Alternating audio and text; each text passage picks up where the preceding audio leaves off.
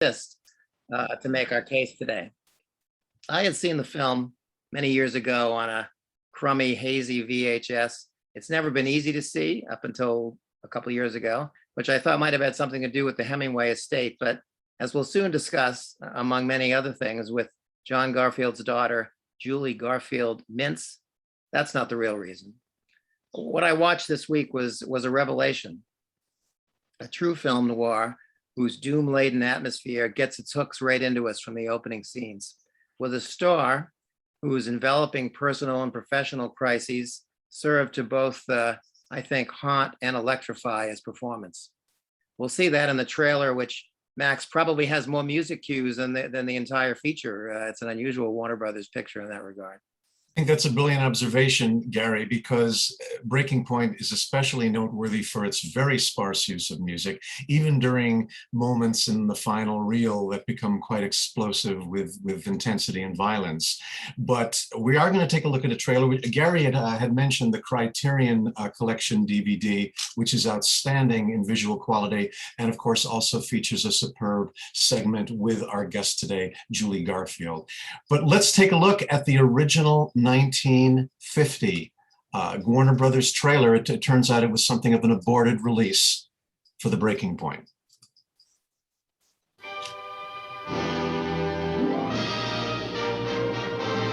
You know, I didn't believe it when you told me you were in love with him.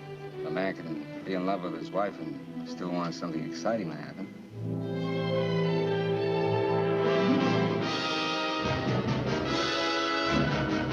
You know how long I go to jail if they pick me up on this? 10 years, at least that, if there was evidence against you.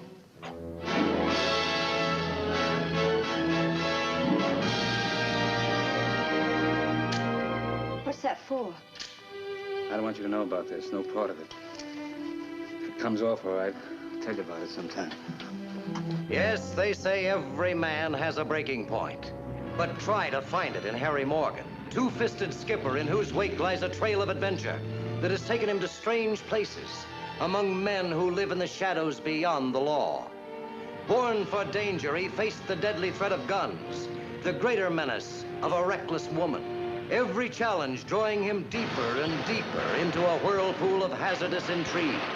It's John Garfield as Harry Morgan, who sold his courage to the highest bidder. Patricia Neal as Leona. Easy to know, hard to forget. Where's the money for me? You'll get it tomorrow. Don't get it now. You've got it on you. They wouldn't have said a time without making sure about me. She's got something for me. We're something together. Spoils everything else for me. How do you know till you try? Now, let's see the color of it, Mr. Singh. I have the rest of the money right here.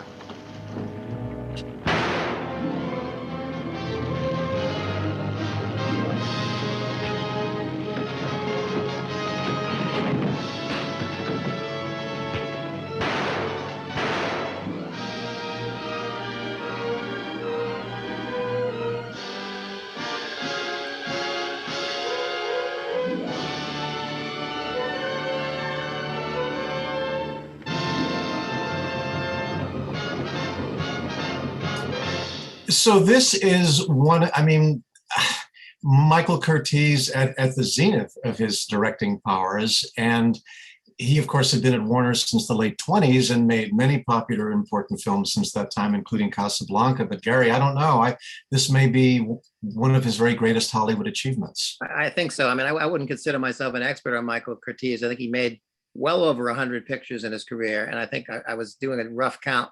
Maybe I've seen a dozen or a dozen and a half, you know, the obvious ones, but this one really stands out. We could never call him a personal filmmaker, but he was very skillful in a lot of ways. I think I would say particularly as a master of concision, of like getting a tremendous amount of dramatic information on the screen, you know, either in a relatively short period of time or in a relatively short number of shots. You and I talked about the scene very early in the picture where Garfield comes home after filling his gas tank of his boat, comes home to his house, and we see in an uninterrupted scene running about 60 seconds, he walks into his house. We see all three rooms of his house, some interaction with his wife, a clear signal of what the score is socially and economically, and his two daughters as well, all in about 60 seconds, really laying it out. We don't see too much of that these days. No, Curtiz was of an era where the directors clearly knew what they wanted and were able to convey in a camera angle what today it seems it may take 5 or 6 camera angles and lots of editing to convey. And you're so right about that scene capturing the essence of the characters. Some people had wondered, how does this tie into the Blacklist talk that was done on Wednesday?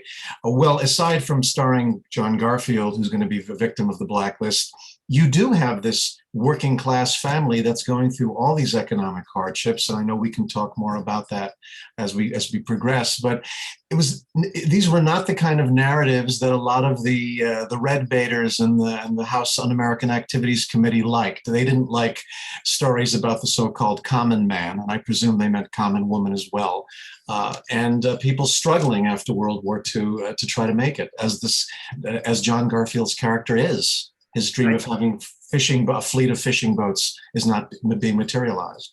I think Garfield's story is really one of the most tragic of the Blacklist, if not the most tragic, because I didn't realize this until this week, but I was looking at his filmography, like his last 10 films, he was really on a roll as an actor. Some of the material he chose himself. He had his own production company. I won't rattle them all off, but The Postman Always Rings Twice, A Gentleman's Agreement, Force of Evil, Body and Soul, John Huston's We Were Strangers, this film, The Breaking Point, and his last film, ironically titled He Ran All the Way. All terrific, a real role for any actor at that time. We were really robbed of something, and also hanging over this picture is, and my goal is I really want to do more research on this, but that involves breaking open the archives of Variety and monitoring the distribution of The Breaking Point, because the film officially was released on September 30th, 1950. Now, this was the year that, and I know Julie will tell us more about this, but there was an awful publication that came out called Red Channels, which sought to expose people in radio and television and ostensibly motion pictures for their political affiliations, usually left of center. And John Garfield's name appears in this pamphlet, or this book. And once you appeared in Red Channels, that just puts you in the sights of the Congressional Committee. Garfield is going to appear before HUAC, and it's either April or June between April and June of 1951. He's going to be recanting a lot of his political affiliations, but not wanting to implicate anybody. But that's not enough for the committee, and the pressures are mounting and mounting and mounting. And at the time that he died, he had planned to go back before the committee and maybe come forward with other people he knew. But he was having heart issues anyway. But obviously, his heart could not live with being an informer. Well, I don't think I realized, Max, when you produced Red Channels the other day, and I assume that's a reprint of the original. It is a reprint, yes. How much of a real absolute kiss of death that was to anyone's career whose name was in that, and I guess what did we say? Maybe about 350 Hollywood actors or technicians wound up in one of those publications. Yeah, I don't know the exact count, but a lot of people have downplayed. And I know when I talked about Orson Welles, I think I did cite his Red Channels. He's included in Red Channels, and he was in Europe at that time. But it was a kiss of death for many people. So and as Julie will probably talk more about, The Breaking Point got blacklisted. In a sense, it got an aborted release. I didn't see it turn up in any box office reports for 50-51, and I'm curious to know what happened after it opened. So those are answers for the near future. Jack Warner, he was no Daryl Zanuck when it came to trying to push back against the blacklist. He cooperated obsequiously, I think, for the most part, right? Yeah, I mean, he did. I mean, they all hated it, the studio bosses, but they were terrified for many reasons that kind of we hinted on the other day. But so here is this story, here is this film where you truly are feeling for this family and the hardships they're going through. And I've never been a big fan of what I call stock domestic scenes where the protagonist is hugging his adorable kids and telling his wife how much he loves her, just so we know what a decent guy he is. But these scenes in The Breaking Point are very genuine, and they came off. They're so beautifully acted by Garfield, by Phyllis Thaxter, by the two girls, that you really do feel the emotion there and the devastation as the narrative is unfolding. There's a real emotional and carnal electricity, I think, between Garfield and his wife, played by Phyllis Thaxter, whom you mentioned to me as kind of one of your favorite underrated actresses of that period. Yeah, I call myself a Phyllis Thaxter cultist. I just think she's a fascinating figure. She had appeared a couple of years earlier in Fred Zinnemann's outstanding noir, Act of Violence. Oh yeah, very good noir, excellent noir. And I think we have somebody's. We're gonna mute somebody here, but so that was a very. She was playing the kind of the loving wife. But as she moved on in her career, she was taking on roles that were capturing a lot of the pressures of the time. These very devoted wives who were sometimes going through terrible psychological traumas. And I just remember there was an Alfred Hitchcock Present episodes in 1956 where she played a recovering alcoholic who was unaware that she has committed a murder the night before. And the transformation she makes during that episode is devastating. And this was a woman of tremendous range. And she's always had my additional sympathy because she had the worst husband in Hollywood. She was married to future CBS and MGM executive James Aubrey. And Smiling Cobra, as he was called. The Smiling Cobra. So she was a saint as far as I'm concerned for having lived through that. But I think her scenes with Garfield are powerful, and I do love the scene you were alluding to, which begins as an argument between the two of them, and then it becomes more eroticized by the end, very convincingly. Yes. Well, I think many of our viewers know, of course, that this Hemingway novel, To Have and Have Not, was earlier, 7 or 8 years before, also at Warner Brothers, made into a very popular but lightweight film with Humphrey Bogart and Lauren Bacall, crackling with the real life sexual electricity and humor that was going on in their lives. Walter Brennan playing the loyal boatmate who was portrayed as kind of a comic alcoholic. So some of the plot details are the same, but I think this film takes a much darker and more realistic turn in terms of dealing with that narrative. Definitely, and it comes off a little bit more humane than the Hemingway novel, which I read a number of years ago. It's a good gritty piece of pulp work, but it's a little unsettling because the character in the film, Wesley Park, played by Juana Hernandez, who's portrayed so sympathetically in the film, in the novel, he's kind of referred to as a racial slur, in a racial slur term during the narration, which, you know, it goes on for a little longer than a reader is comfortable with, but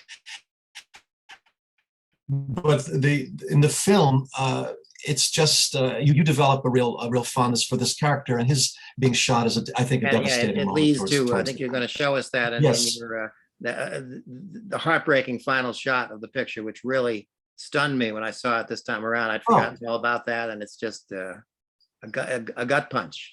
It is. And just briefly about some of the actors, Juana Hernandez is a Puerto Rican actor who began as a boxer. He was in the circus world, the carnival world. He's in Broadway from 1931. And then he's making just a couple of films in the 40s, including a film I know you admire a great, Intruder in the Dust. We may do that here. We may do that film here one day. Exactly. And Patricia Neal is pretty new to the movies. She had made The Fountainhead the year before, coming from Kentucky, studying at Northwestern University.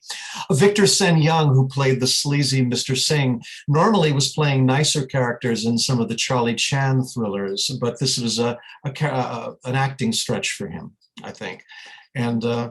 And then another star, which I know leads to our next part, Gary, is the cinematographer Ted Mccord, who captures some stunning images.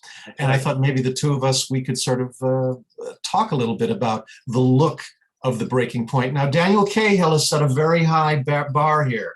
Okay, he's very good at getting to the gestalt and the intellectual emotion of the films we talk about. But well, Dan was on Cape Cod, but we may hear from him this afternoon. He may have been chased off the Cape by the National Guard here, and maybe he'll come in and talk to us. That would be great. So one thing that jumps out at me in the breaking point is we have a number of shots that they're filtered shots where you put literally a filter in front of the lens, and there's something called a graduated neutral density filter, which gradually darkens the sky from the top, as it happens here. And Curtiz does that on another number of occasions. This beautiful shot of the boat arriving, I believe this is where it's arriving in Mexico. This almost looks like a day for night shot, trying to capture an evening period as Garfield is walking, and after he sees the Patricia Neal character, he's beautifully portrayed in silhouette in a filtered shot as well. And then there's the powerful placing of Garfield in the foreground action, like here with Juana Hernandez. It's a kind of a slightly distorted wide angle lens, but I was noticing that there's at least a memorable shot of this sort in most of his interactions with the key characters. Here's another one in the scene with Patricia Neal. And Gary, I think we're in agreement that in the trailer, it's an outtake when you see them kissing. We don't see that angle in the film itself. No, I was a little startled when I saw the trailer earlier this week. I said, wait a minute, was I like, did I doze off momentarily? No, it's not in the feature. But that's not uncommon, where they'll use some leftover footage for the trailer. That's true. But here he is in the foreground, once again, a slight wide angle, taking in more detail from the sides. And I also like the framing here. I think we're getting close to the evening of the night before the crime, where his wife is increasingly concerned about his involvement. And then a great staple of black and whites. Also, we have I'm not a big fan of over-the-shoulder shots, but I love this one. It's very brief, as Garfield is, I believe, talking to the Coast Guard man here. And then as he's talking to the gangsters, it's kind of a very noir-y, Curtiz-like angle. And then we get to a great staple of black and white photography. And I think this points to Curtiz's power. Unlike directors today, he knew that close-ups were saved for very important moments and not used all the time. This was just a brief appearance on the screen, right, Gary? Yes, indeed. And it impacts us. And then we get to deep focus, where the foreground and the background are in focus. It's like the iris of our eyes being opened or dialing down to allow more light to reach the camera lens. And that's how deep focus is achieved. And it works very well in black and white. And it also places Garfield in powerful context with some of his adversaries and even friends. And I love in here, Curtiz, very briefly, we see Patricia Neal and I think her boyfriend approaching. Way deep focus. Well, I don't even think it's deep. I'm not sure if it's deep focus or not, but they're way in the background through the window. And Curtiz doesn't cut to a close-up of them. He trusts us to see them as they're approaching the bar.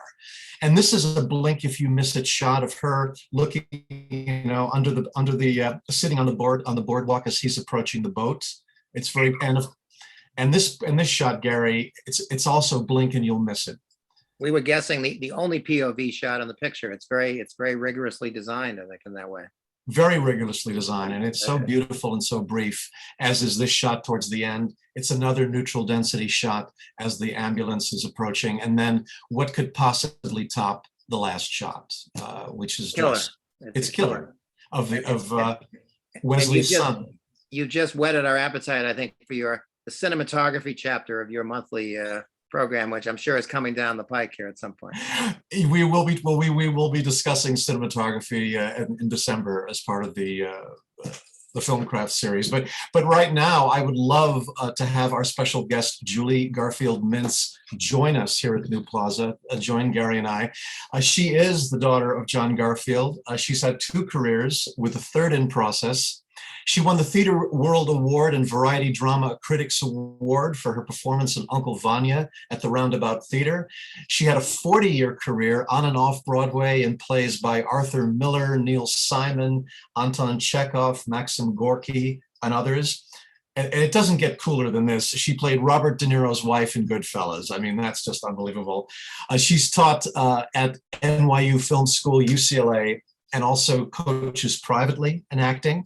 And she recently received the National Jury Award for her self-portrait at the First Street Gallery. And so, in fact, some of her wonderful artwork we'll still be discussing, and we see behind her. And then in 2017, she wrote an op-ed for the New York Times, Memories of a Real Witch Hunt. Julie, it is an honor and a pleasure to have you today at New Plaza Cinema. Very much. It's an honor to be here.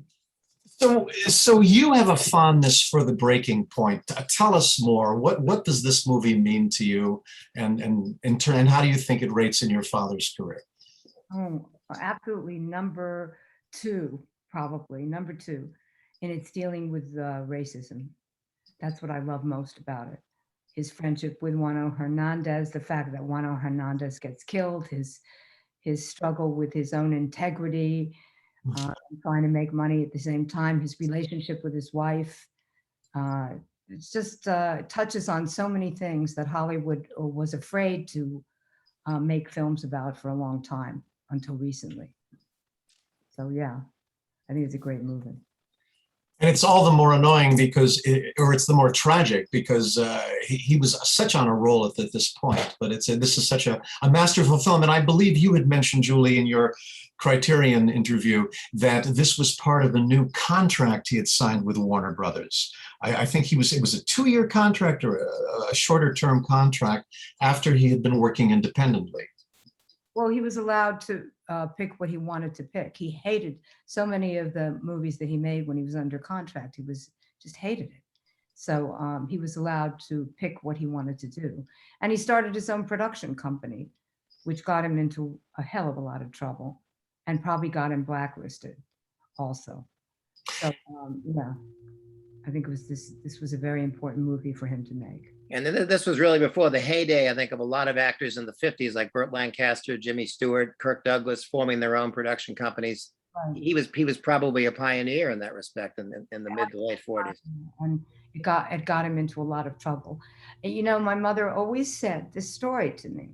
She said that all of these movie moguls got together in a meeting and they had to make a choice between who they were going to really let be blacklisted and destroyed.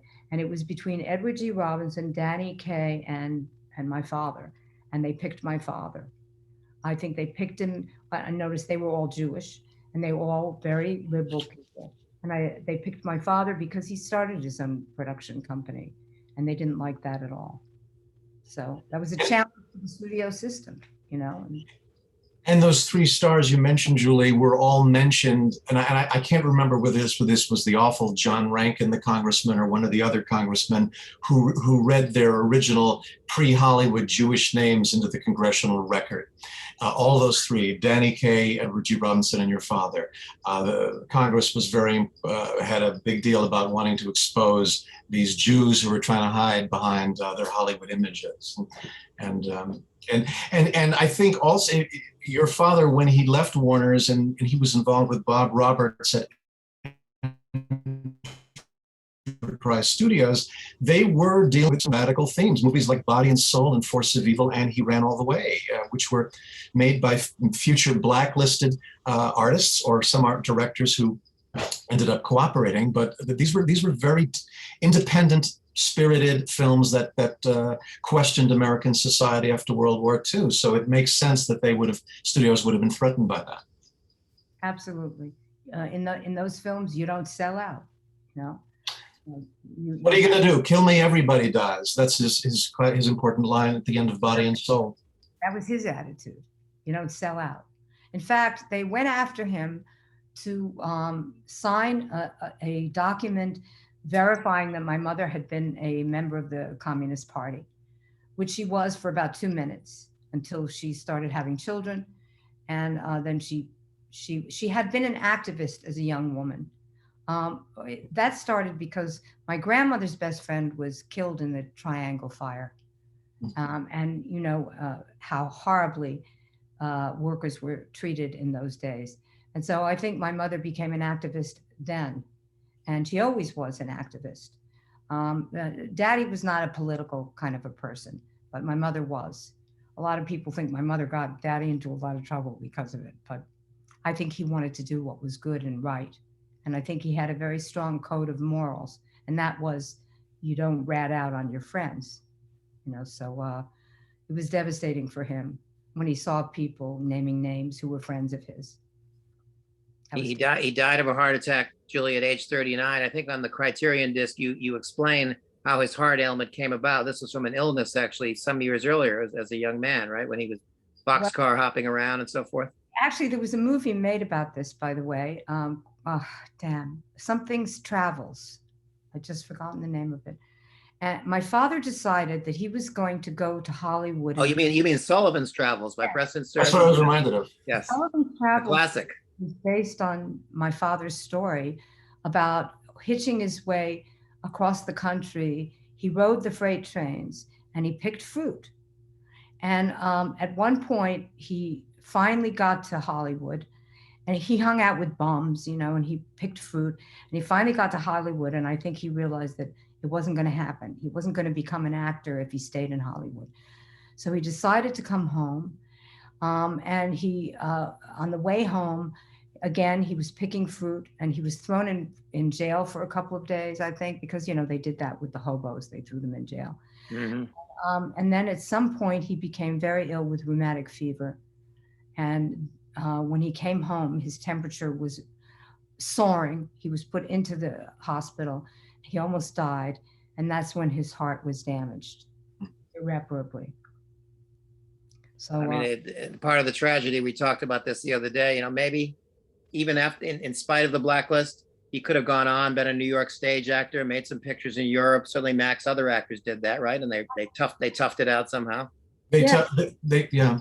That's what their big fight was, my parents. My mother said to him, let's go, we'll leave the country, we'll go to Europe, you'll do plays, you'll wait it out, and then you'll be okay, and we'll come back. And he was like, no way, I'm not gonna give up my acting career. And he that's he just didn't want to, he lived for that. But his heart couldn't take it, he was too ill. So. Do you see it, Julie, just as Max and I see it, that we see the tension in the breaking point somehow? It feels like, knowing what we know, of course, it's different from audiences at the time, but you see him kind of haunted by what may be going on in his life and the kind of impending calamity that was coming in that year of 1950. Is that too much of a stretch, or do you see that? I'm sure that was there, but also he was haunted anyway. And he was a method actor. So naturally he was going to use anything that was going to, I don't know if you noticed, but there's this one moment in Breaking Point, one shot where he goes like this to his face.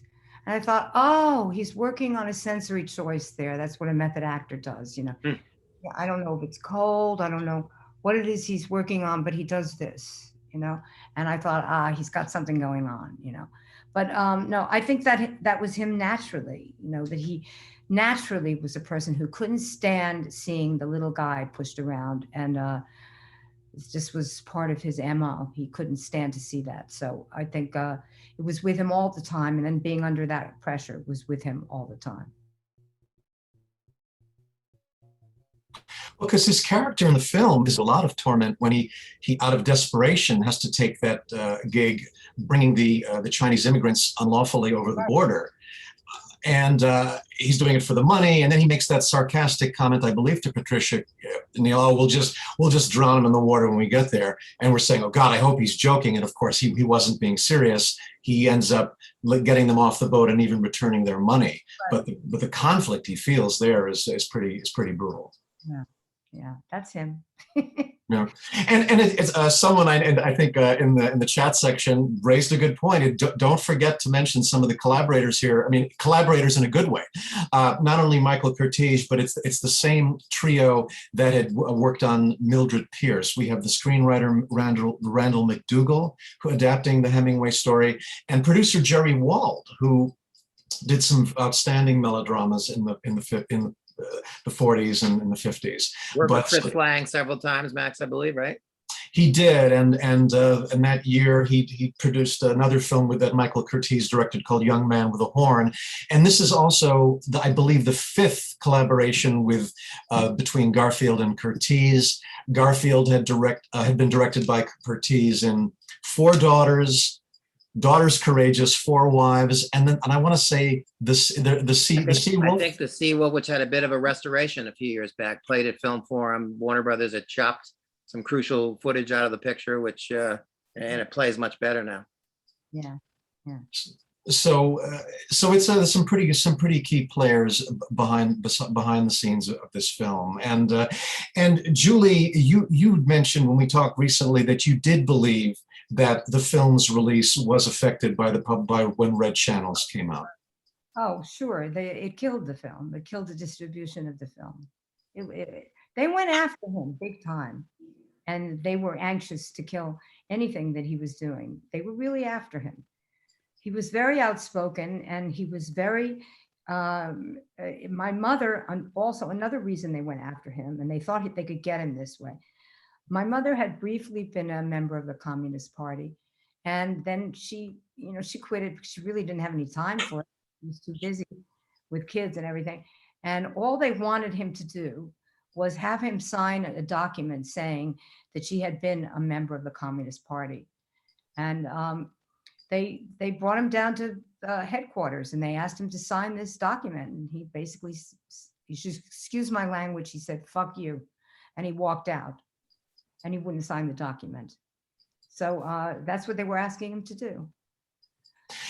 Some checks or something like that to good causes, and they wanted him to sign it, and he wouldn't sign it. They were doing these tricks as if that wasn't a big deal. Oh, come on, it's only your wife type of thing. And they would do other things. They would say, look, these people on the list, they died. They're no longer alive. You can mention them. You're not hurting anybody. These were some of the tricks that they played to try to get people to cooperate. He actually had his lawyer make a deal with them saying, ask me anything about anything, but don't ask me about my friends and don't ask me about my wife. And then that's where the pressures. And then of course they did. Yeah. Didn't cave. Well, there's an anecdote I'd love to share because I think it'll be a bit of catharsis for all of us. And Julie, I don't know if you ever heard the Mickey Knox story.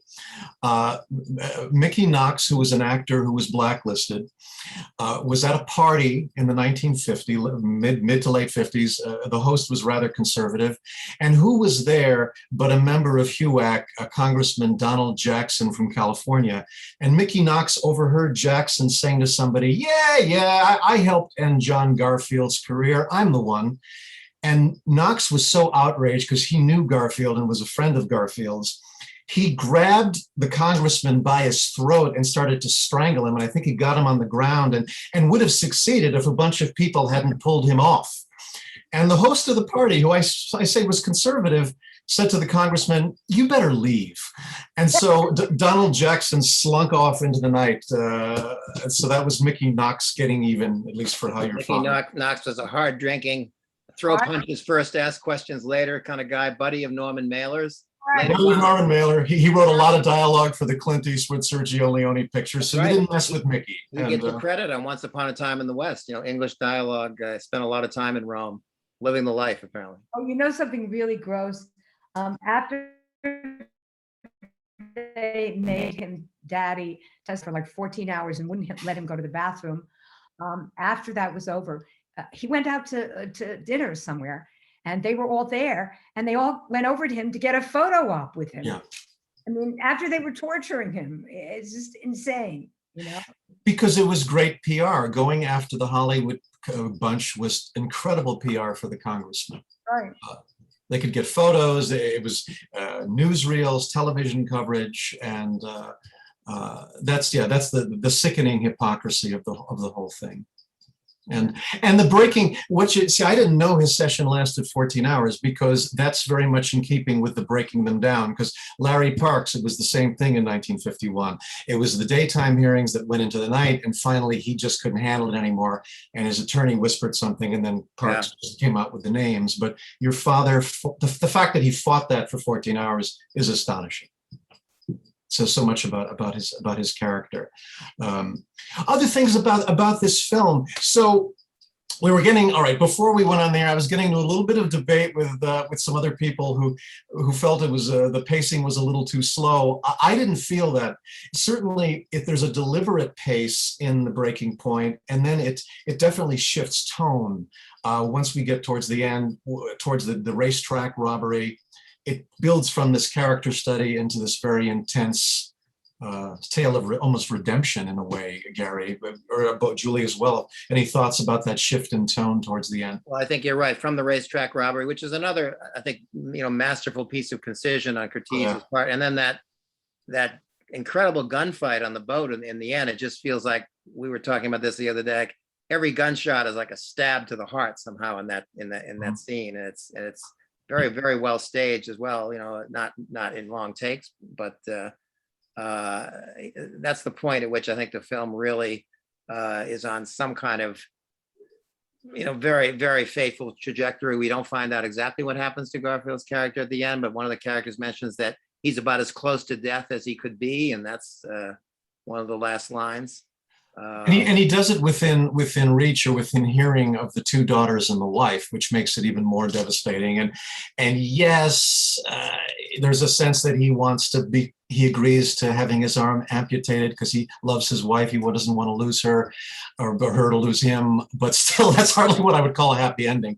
And of course, the scene of Wesley Park's child negates any thought of an upbeat conclusion. Yeah. I think certainly at a certain point, the drama takes hold, and there are no more longers, if indeed there were any, early in the picture. No, it's sobering. And the novel came out in 1937. The Hawks, the first version, To Have and Have Not, 1944. And then it's unusual that they would have chosen to remake it that quickly, but clearly they knew that they could be more accurate to the source matter. And let's not forget that Hemingway, that was the only film that Hemingway ever liked of any of his work. And he told that to Patricia Neal. She was quite friendly with him. And then Patricia Neal told it to me. She said he never liked any of the films except this one. It was his favorite. And Julie, can you explain a little bit some of the artwork that's behind you? Because you're an artist, and these, I presume, are some of your work. Actually, some of these paintings were made. There's going to be a big show at the Marist College, and the man that was producing the show loved my father, and he asked for huge paintings, so I made huge paintings. And these are actually screenshots that I used, but I made them into my own. This one is from Postman. The one over here is from Postman. You really can't see how great. Oh, we can see it. We can see it well. Oh, good. I'm glad you can. And this one here is from He Ran All the Way, when he's backed up against that curtain and he's in such trouble, and it looks like the cops may be coming, to get him. And then this one over here is a haunted portrait. I don't know if you can see the demons in it, but the painting is that he's surrounded by demons, which he was. And I've decided to work on this one more to make the demons a little bit more bright, so you can actually see them. And you can't really see the color value of these. I'm so proud because one of the greatest living artists, Vincent Desiderio, is insanely in love with this painting of my father, the middle one. Oh, it's stunning. And he actually was teaching me in a class and told everybody, what a great painting it was. And I was so proud, because he's like one of the greatest living painters. So, and yes, I've done a whole series of these paintings of my father. I probably will continue doing them also, but right now I'm moving on to another subject. We'll see what happens. Well, it's absolutely magnificent. He Ran All the Way was your father's last film, whose director got blacklisted, John Barry. And the screenwriter was uncredited, Dalton Trumbo. So it was just a great film, great film. I presume we've probably reached a point where we can maybe take some thoughts and questions from the audience, and I think Laurie is going to assist us. Yes. Before we go to the audience and ask for questions, I had a question for you, Julie. I don't know if the audience is aware, but your dad and Betty Davis started the Hollywood Canteen one of the most patriotic. I mean, they made a movie about it. There was a song written about it. How did he feel? What was inside him that, here he did this amazingly patriotic act and yet was, sort of crucified in the long run? Oh my God, it's such a great question. And I should have mentioned it myself. But my father wasn't allowed to fight in the army. He wanted to enlist and they wouldn't let him because his heart was bad. So it was the only way that he then proceeded to entertain the troops in Yugoslavia. He did some of that. My father entertained the troops before anybody else entertained the troops. And he went on a couple of dangerous missions where he almost got bombed. And he wanted so much to fight. So this was his way of fighting, was to start the Hollywood Canteen. And he approached Betty Davis and they put it together, and they got along really well. So they did that together. And this was his contribution. So if anyone has any questions, there should be a reaction button on the bottom of your screen if you would like to raise your hand. We already have, of course, Daniel Cahill. Daniel, if you could unmute and start your video. Hi, Daniel. Hi, everybody. Hey, Daniel. I'm not at the Cape for one obvious reason, that we're in the middle of a hurricane, but we're going tomorrow. And I'm glad I was able to sit in on this one. The last shot of the film devastates everybody who has seen it. And two interesting things. The little boy is played by Juana Hernandez's real life son, whose name was Juan Hernandez. And he went on to have something of an acting career of his own. And interestingly enough, and I'm going to take a couple of quotes from Alan Rhodes' magnificent biography of Michael Curtiz, which is excellent just for research alone. He's on the Criterion disc, obviously very knowledgeable. Oh, yeah. And we have to credit Curtiz with feeling that something was lacking without that last moment in the film. So he went to Ranald McDougall and they hatched it together. So, Curtiz realized the power of that last devastating shot. And I think it really seals the deal on what a great film it is. Let's see. Two other things. Max, you said you didn't know how well it did at the box office. Tell me. And once again, in the book, it says it earned $563,000 over its production cost. So it made $500,000 in its only initial release. That's what it said in the book. So it would have made more than that.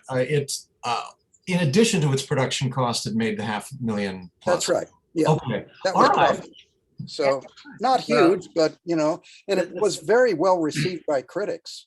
As guys, if I could interrupt for a second, if everyone please turn off their audio. I hear someone leaking in through, so please make sure your video is turned off so we can hear what they're saying. Thank you. Go ahead. And my last point is one of the signature themes of film noir is how, particularly for people who had emerged from World War II, the American dream was really kind of a fraud. It was a myth. And noir characters are like Morgan, Garfield's character. They're suffering and struggling. And noir kind of puts a spotlight on them and gives, makes us sympathize with them. And that's one reason why this is a certified dyed-in-the-wool film noir, and we should all continue to sing its praises. Thank you, guys. We'll see Thank you, Daniel. And that's so powerfully stated because, and this is one thing we didn't get to, but the John Garfield character, he is a Navy vet from the war. And where's that incredible line, on the eve of the crime, he tells his wife, "I did worse in the Philippines and I got a medal for it." That's right. So you have this very conflicted character. And as Daniel said, they are learning the fraud of the American dream, returning to society that's not really willing to take them back. And he's already seen some of his goals being punctured. He's wanting to have a more profitable business. He could have been ordered to execute some prisoners and not talk about it. Exactly. Wouldn't be the first. Devastating. Nina, you're up next. If you could unmute and start your video, please. I wonder how much anti-Semitism figured in to all of this, the witch hunt, the harassment. Although the studio chiefs were Jewish, there seemed to be a lot of Jewish people who were being attacked by the feds.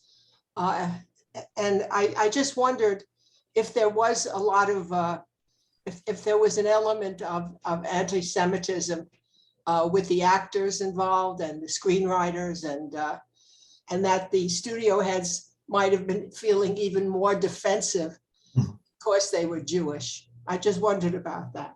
That is probably the greatest understatement we could make today. Anti-Semitism was a massive driving force behind what happened in the blacklist. We talked a little bit about this last week. You had these men who were behind it. They were not conservatives. They were rabid Nazi supporters and white supremacists. Several belonged to the Ku Klux Klan. I'm talking about the House American Activities congressman. They were just out and like John Rankin, out and out racist, out and out anti-Semite. And yes, the film industry was a great punching bag because it was considered a Jewish industry. And like you say, Nina, the studio chiefs were very vulnerable. They were already battling television and antitrust actions that were weakening their business. Now they had to deal with this. And they were terrified they were going to be singled out.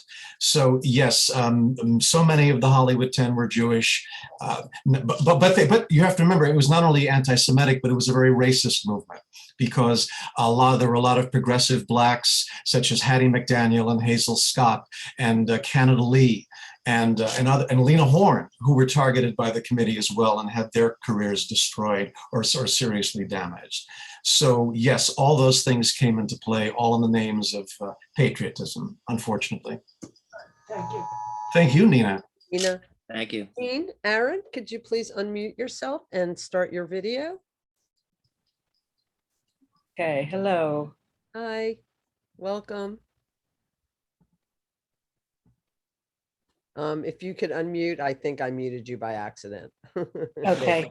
I just feel so badly that such a horrible thing happened, to your family and your mom and all that.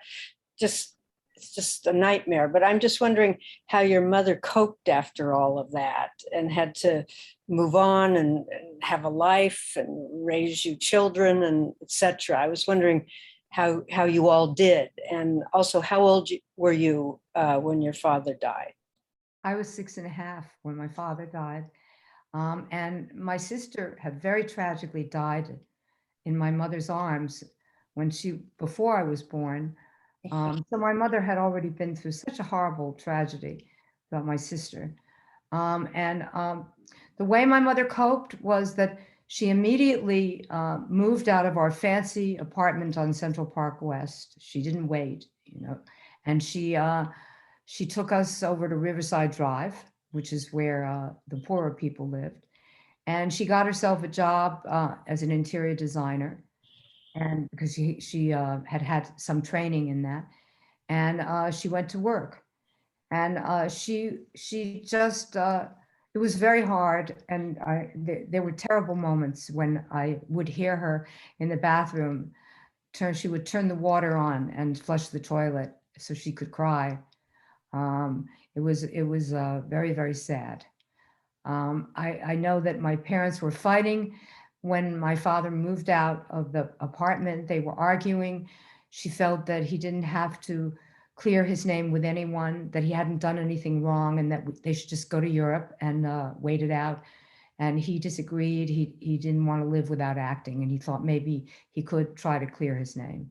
So, and then my mother was lucky enough to marry this incredible guy, Sidney Elliott Cohn, who was became a huge motion picture lawyer.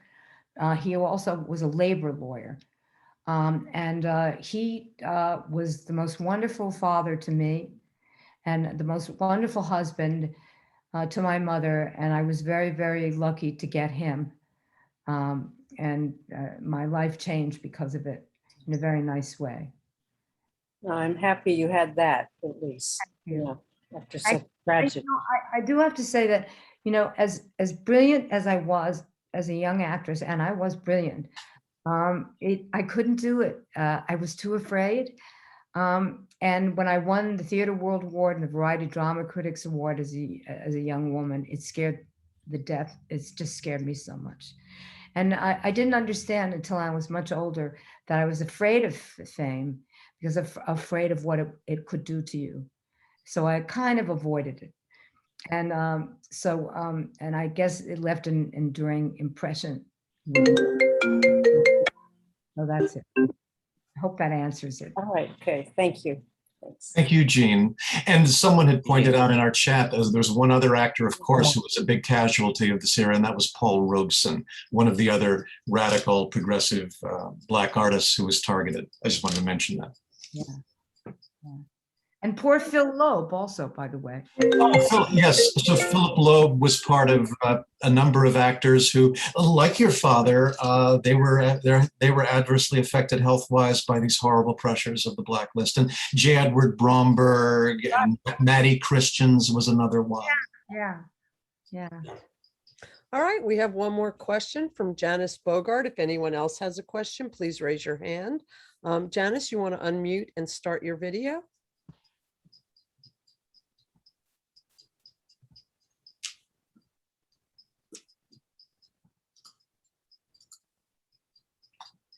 There we go. Here we go. Hello. Hi, Janice. Hello, how lovely to see everybody again. I was very taken with this film. The opening scene was what grabbed me immediately, of course, was the tension in the bar when everybody is shouting and all the men are wearing hats and there's a lot going on. I couldn't quite figure out what it was, but the tension and the anxiety in that very first opening scene blew me away, and I thought, oh dear, this is going to be a big problem. And indeed it was. A couple of things that I absolutely loved, and that was the camera work altogether. I thought it was brilliant.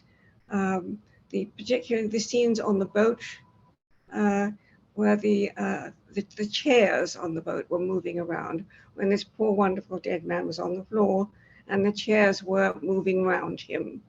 And I thought that really, it makes it such an insult to this poor dead good man that the chairs are moving around him.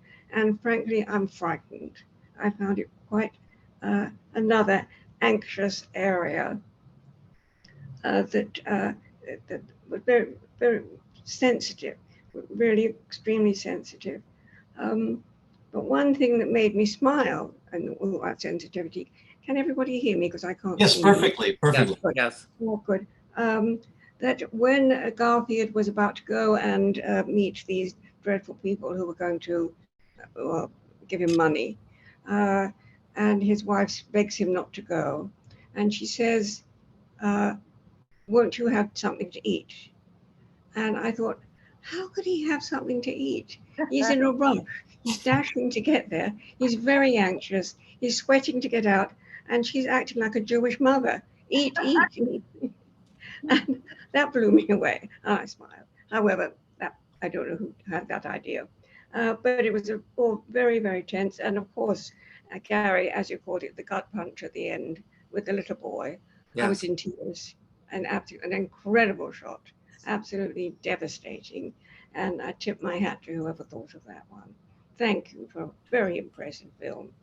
Thank you, Janice. And I know exactly what you mean by there's this anxiety running through, starting at the very beginning, because and especially when we get to that final section, I don't normally talk back to the screen as I'm watching it, but they shoot and kill Juana Hernandez, and I went, oh no, and then they throw his body overboard, and they go, oh no, and I don't normally vocalize that way, but that's the emotion that the film causes. All right, well, we got a few more questions. We got 3 more. Jane, do you want to unmute and start your video, please?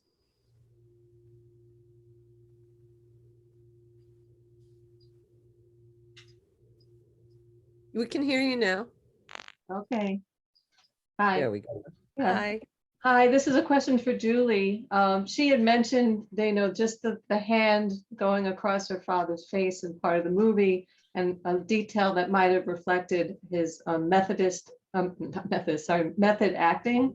And I'm just wondering how his acting influenced yours, and if you also studied method acting. And I studied with all of his teachers and all of his friends. And, but I learned also different aspects of what method acting is.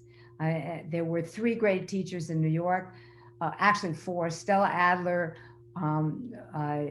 Sandy Meisner, and Lee Strasberg, and also Robert Lewis. And each one of them taught one aspect of the method. But in fact, the method had so many facets to it. And yes, I learned all of those. And I can see when he's doing that kind of work, and I love it. I love seeing him when he's working on heat, or he's working on the cold, or he's working on something on his face. It's always very fascinating to me to do that. Okay. I did the same too. Yeah. Okay, thank you, Jane. Marilyn Alterman, you're up next. If you could unmute your mic, and if you would like, start your video. Yes, one thing that, well, if this is really minor, but I was wondering if anybody noticed that the Chinese thug who was importing Chinese immigrants was the #1 son in Charlie Chan. #2 son. #2 son. Very observant. Max noticed. I loved him when I was a kid. Go ahead. I'm sorry. That's all right. And the other one, what I would love to know would be, does anybody know who the youngest daughter was? Because I recognized her immediately, but I don't know from where. Does anybody know from where? She was wonderful in every role she's ever taken, and I recognized her, but no.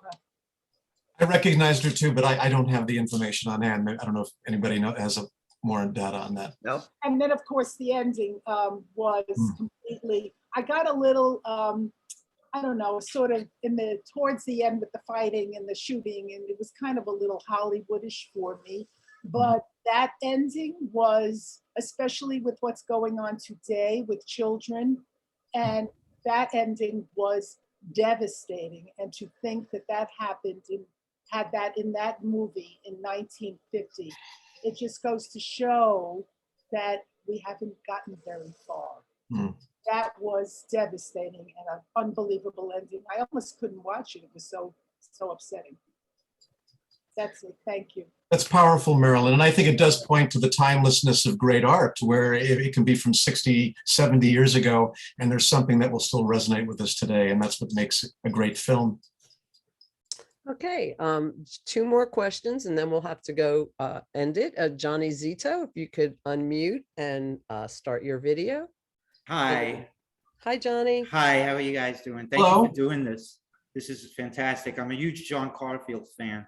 And I'm an actor based out here in New York. I'm a working actor, and but I'm always looking to train. So, Julie, do you still teach? No, Johnny. No. Oh, I would love to add you to my, because I'm very familiar with the group theater because of my school, New Actors Workshop. That was Mike Nichols' school with George Morrison and Paul Stills. Yeah. So we did a lot of the method that, and you talked about, the different types. Yeah. And there's always like some discussion and debate about what's this and what's that and what's the right way of sense memory and all that. But I wish you would teach again. I would love to. My question was already taken by Jane, so I just wanted to see if the second part of my question, which was to see if you still taught. No. I'm retired. Well, I hope you would. I would love to train with you one day. Thank you for doing this. Well, thank you so much. Thank you. I'm sorry I couldn't have seen you when I was at Terry Schreiber's studio. Oh, it was a New Actors Workshop. It was Mike Nichols. And I was teaching at. You were at Schreiber? That's where you were? For 11 years. Oh, wow. I thought you were teaching privately. Oh. No, I taught at Schreiber. I taught at that. I even taught for a while at the Strasberg Institute. That I knew. Yeah. Oh, wow. I wish I had Sorry I seen you. missed you, Johnny. Ah, Sounds like well, hopefully our paths will cross. Thank you so much for your time. Thank you, Johnny. Thank you. Thank you. Last question, Claudine, if you could unmute and start your video. Claudine, last but not least. Okay, what a fabulous afternoon. Julie, it's such a pleasure. I was like so many of you, I've been a great fan of your dad's. I attended the High School of Performing Arts in 1949, and Sidney Lumet was one of my teachers. I had a hard time with the method actress the method Stanislavski. But here's my point is about the ending. I want just to get back to the ending. It's very, very ambiguous, at least it was for me. And I was thinking, is he going to make it? Is he going to live? Will he be in trouble because he threw the body of the Chinese fellow over? Will he get the money? And my question is, I guess for Gary or Max, what were these ambiguous endings unusual for those days, or was it the norm? I don't remember seeing endings that were so murky and leaves you to think about what will happen. I think that's a great question. And Gary, I was going through some of the similar emotions watching this. I can't think of a lot of films around this time that had ambiguous wrap-ups like this one did. Well, I mean, because many noir films had very downbeat endings where lead characters were killed, or like Active Violence, which we referenced here today, Gun Crazy, The Big Combo, Kiss Me Deadly, where there's a conflagration at the end all through this period. But this is a little different in which there's the uncertain fate of a very sympathetic character. We don't have Hemingway's book handy, unfortunately, to check whether he left it that way or not. But I think that's still an open question. And definitely a lot more open questions that we would normally see in something, unless the character was completely bad and had definitely broken the law and had to get punished. It was unusual, but I picked up on that too. That's a very good point. Thank you. It was a wonderful afternoon. Oh, thank you for joining us, Claudine. Appreciate it. Now, our friend Stephen Smith just texted us. He says Jack Warner strongly opposed ambiguous / unhappy endings. He insisted on more happy endings as the 50s went on. And the films at Warner's got a lot worse. Yes. There was definitely a drop in quality. Yeah. And Jack Warner, who refused to let the word television be uttered in his office initially, but by the end of the decade, Warner's was one of the biggest TV producers. Yeah. Well, thank you all so much for coming today and having some great questions as part of our Q&A after our talk back. I'd like to introduce now our head of marketing, Sean Moore. Sean, if you can start your video.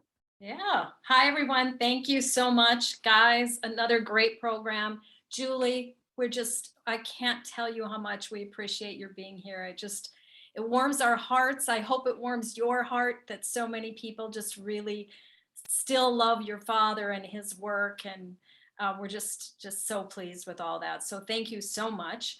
I just want to mention what's coming up next, and may not be the most interesting thing to tell you today, but we do have some really great stuff coming up. So on September 8th, Max is doing another lecture, and this is on Akira Kurosawa, a samurai of the cinema. And so that should be a really great lecture, and followed up by one of his films. Our talk back on the 12th of September is Yojimbo. And so I think that will be really great. And I want to remind people, we have the Filmcraft series, which has started. It started last week, but there's still time to sign up for that. There are 8 more sessions. You can sign up for them individually, but you can still sign up for it's still kind of a value, if you will, to sign up for the whole session. And that was really well received. And it's a nice, intimate group of people learning more about how films were made from the perspective of, the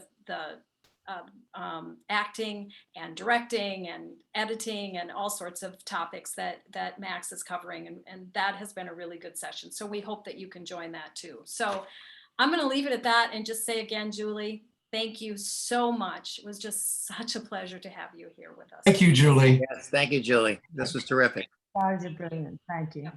Bye, everybody. Everybody see more John Garfield films, particularly those last 10. Right. Great stuff. Go, John. Go, John. Yes. That's great. Thank you. Bye-bye, everyone. Take care. Bye-bye. Bye-bye. Sorry.